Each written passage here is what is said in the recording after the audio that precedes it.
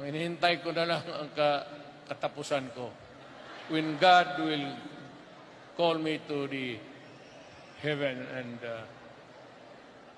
alam mo, sa totoo lang, pag ako ang nasa magdating ng impyerno, magkakaroon talaga ang problema si Satanas sa akin. Ano kung bakit?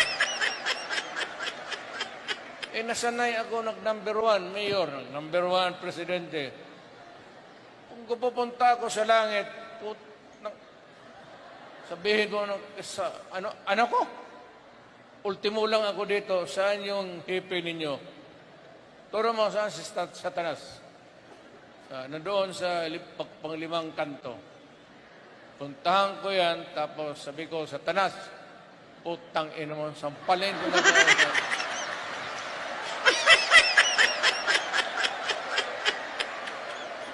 Kaya ang sinabi ko sa mga tauhan ko, pag namatay ako, lagyan mo ako ng gunting sa likod. Yan ang baon kasi pagdating doon, putulin ko yung ikog. Buntot.